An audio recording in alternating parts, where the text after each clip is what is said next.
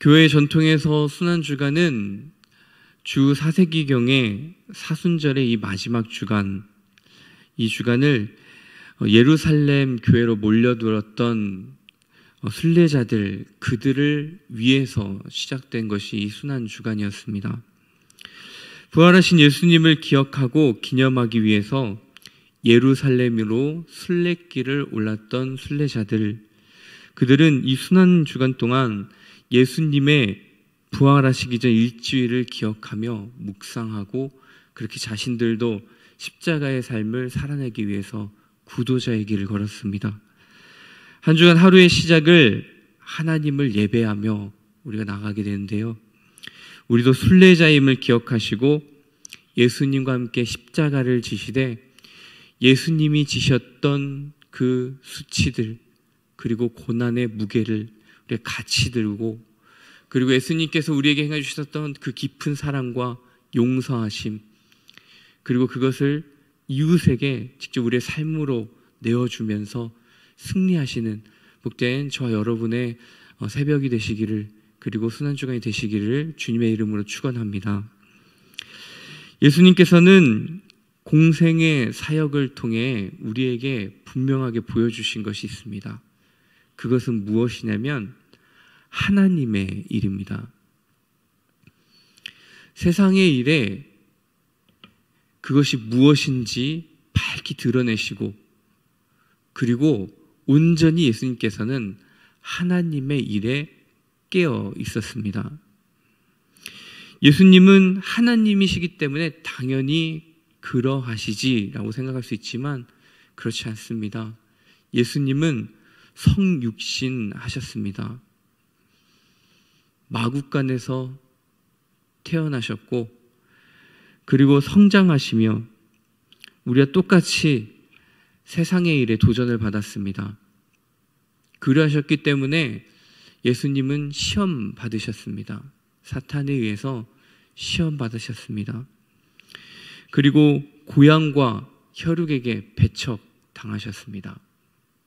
그리고 그 바쁜 중에도 하나님 일에 깨어있기 위해서 한적한 곳을 찾으셨고, 그곳에서 하나님과 관계 가운데에서 깊은 기도의 자리를 잊지 않으셨습니다.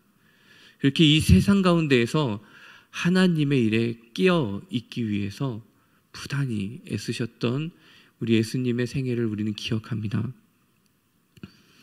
예수님께서는 그리고 제자들에게 자신의 삶을 통해서 그리고 말씀을 통하여 반복적으로 가르친 것이 있습니다. 세상 일이 아니라 하나님의 일에 깨어있으라. 하나님의 일이 무엇입니까? 예수님에게 임한 하나님 나라, 마침내 드러난 그 하나님 나라가 하나님의 일입니다. 오늘 말씀은 우리의 삶에 이 본질적인 두 갈림길에서 선택을 요구합니다. 세상의 편에 설 것인지 아니면 하나님 편에 설 것인지 말입니다.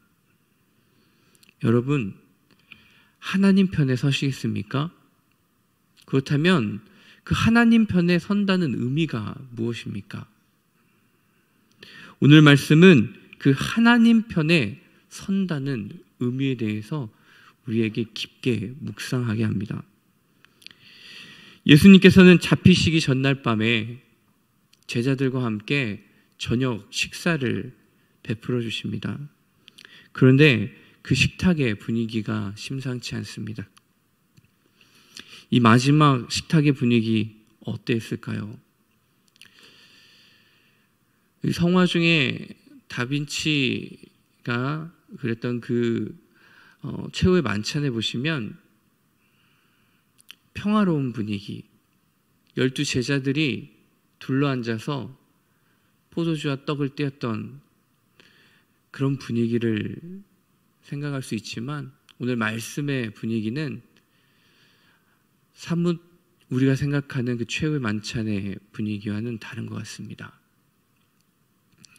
제자들의 불신과 그리고 서로 반목하는 일은 아마 극단에 다다랐을 것이고 그것을 잘 보여주는 것이 이 가룟 유다가 배반하려고 하는 장면이죠. 어디서부터 이 제자들과 예수님의 관계, 그리고 예수님과 함께했던 이 제자 공동체가 잘못된 것일까요? 예수님께서 제자들에게 이렇게 질문하셨을 때가 있습니다. 너희는 나를 누구라 하느냐? 그러자 베드로가 아주 잘 대답하죠. 주는 그리스도이십니다. 살아계신 하나님의 아들이십니다.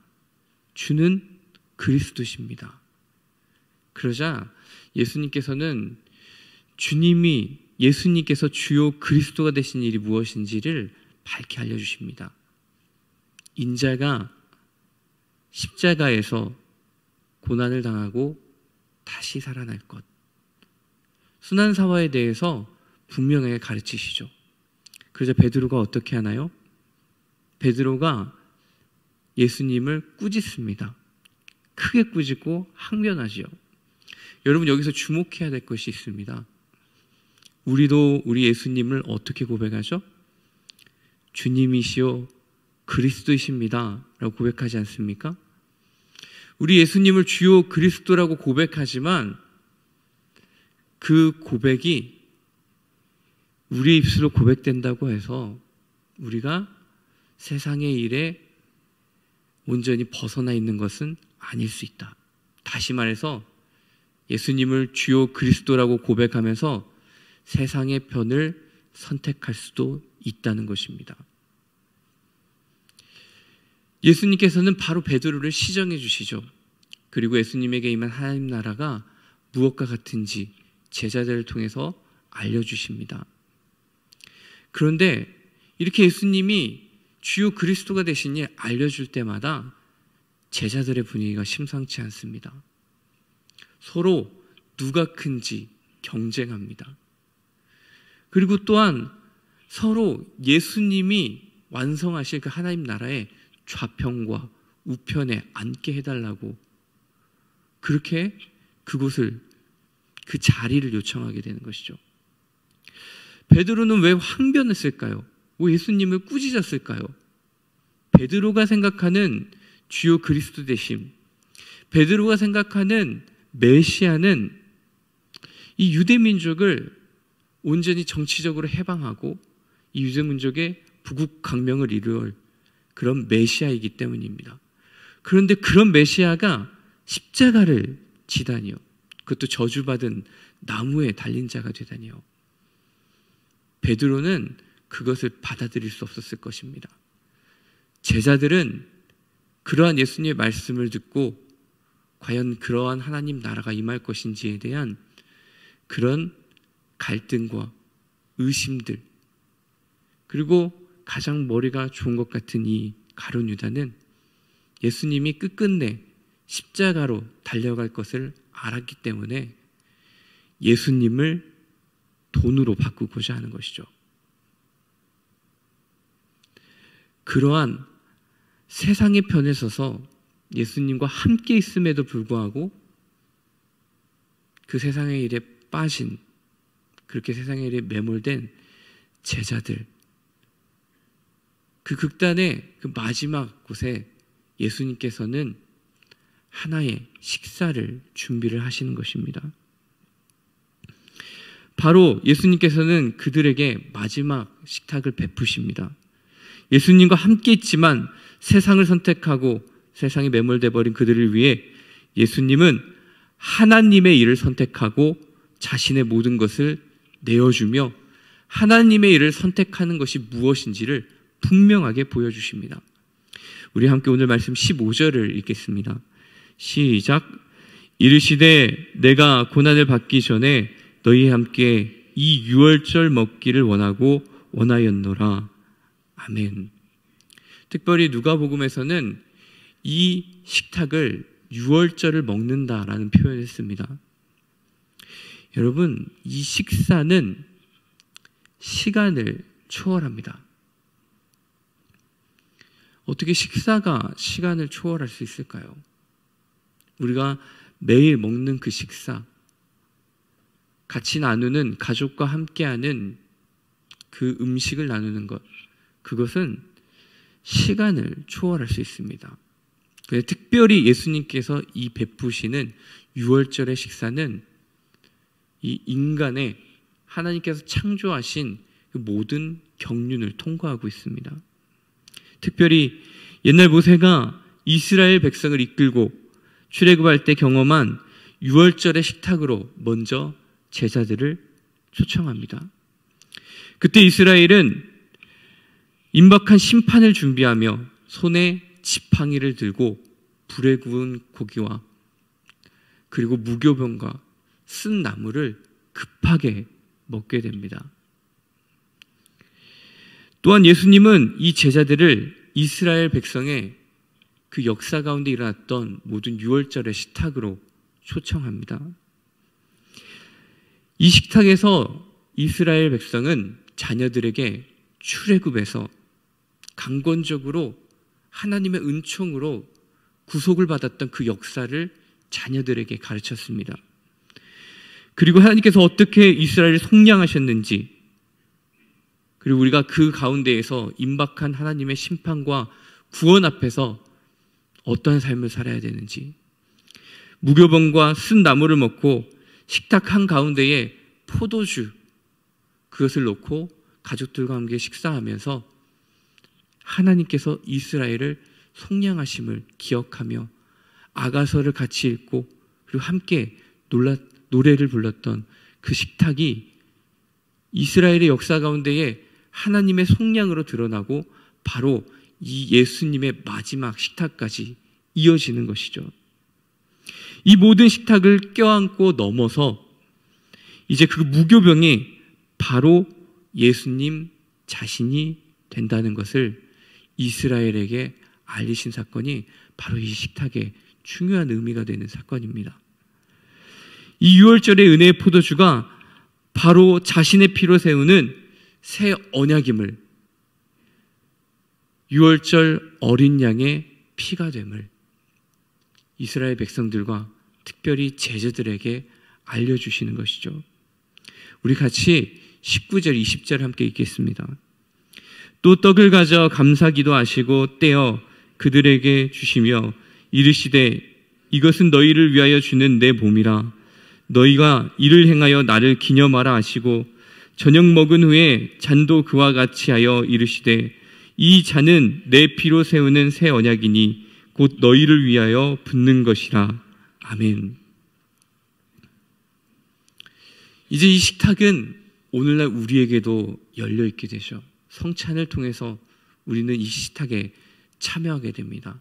그래서 이 식사는 시간을 초월합니다. 그런데 오늘 이 식탁의 자리에 예수님께서 무엇을 하고 계시는지 우리가 주목했으면 좋겠습니다. 세상의 일을 선택한 제자들과 다르게 예수님은 하나님의 일에 온전히 깨어 있습니다. 그리고 하나님의 일을 행하시는 것입니다. 모세의 언약은 예수님의 새 언약으로 진전되어 갑니다. 유월절과 출애굽의 의미는 예수님을 기념하는 최후의 만찬을 통해 절정에 이르게 되는 것이죠.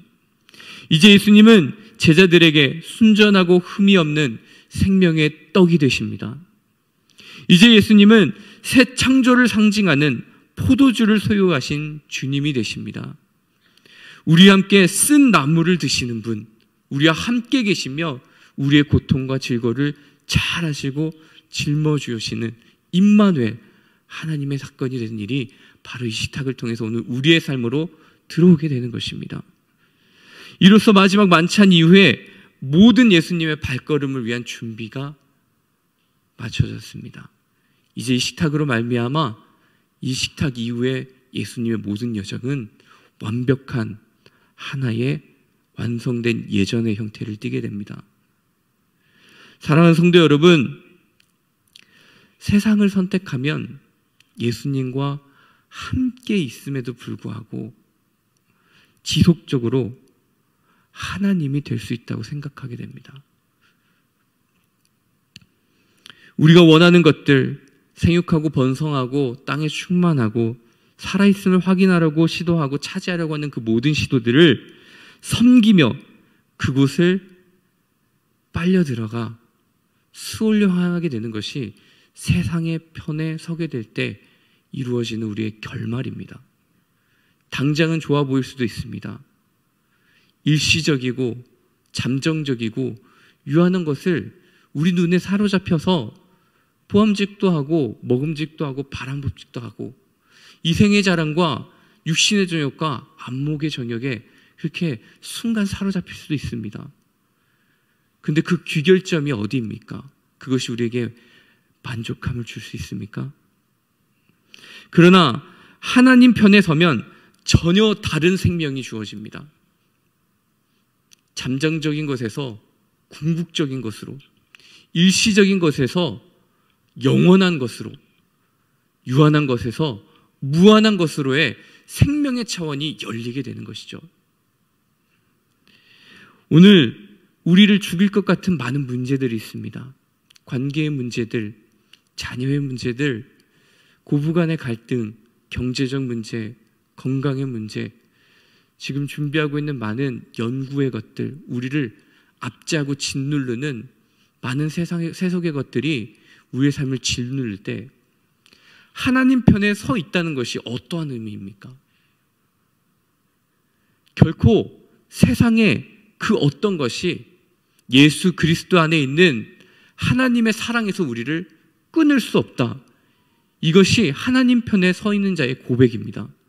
예수님은 하나님의 일에 온전히 깨어 있어서 하나님의 일에 참여하는 것이 무엇인지를 이 십자가의 삶을 통해서 오늘 우리에게 보여주고 계십니다. 사랑하는 성도 여러분, 우리도 제자들처럼 예수님을 주요 그리스도라고 고백하지만 세상의 편에 설 수 있습니다. 그러나 바로 그곳에서 베푸시는 예수님의 식탁을 기억합시다. 그 세속에 매몰되어서 서로 반목하며 예수님을 의심하고 예수님을 팔려고 했던 그 식탁의 자리, 그 자리를 예수님께서는 묵묵히 하나님의 일에 깨어 계셔서 하나님의 일에 완성하는 하나의 식탁, 예전의 형태로 온전하게 바꾸셨습니다. 그리고 이 순환주간에 예루살렘으로 향하는 순례의 길에서 예수님의 십자가를 지는 것이 얼마나 아름다운 것인지 감탄만 하는 것이 아니라 우리가 직접 우리의 삶으로 그 수치를 짊어집시다. 용서할 수 없는 사람을 용서하고 바라보지 못하고 또 손이 가지 않았던 연약한 자들을 우리 눈으로 바라보고 일으켜 세워주며 우리의 마음 가운데 있는 악한 것들과 그리고 우리가 도저히 할 수 없는 그것들을 우리 마음에 비추어 보아서 예수님께서 하나님의 일에 끼어서 저 식탁 가운데에서 제자들에게 행했던 그 긍휼과 사랑, 오늘 우리 온 인류를 향한 그 사랑을 기억하시면서 그 예수님의 십자가에 깊이 동참하기로 합니다. 세상과 하나님 사이의 갈림길에서 하나님을 선택하고 하나님 편에 서서 우리의 삶으로 예수님처럼 서로 사랑하고 그리고 그 깊은 사랑의 깊이에 침잠되어서 예수님의 영광에 십자가의 영광에 동참하게 되는 복된 저와 여러분의 새벽이 되시기를 주님의 이름으로 축원합니다. 같이 기도하겠습니다.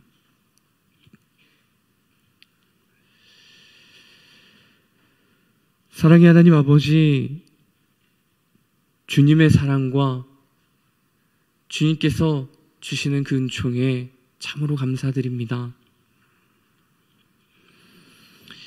우리는 다 양 같아서 각기 제 길로 가고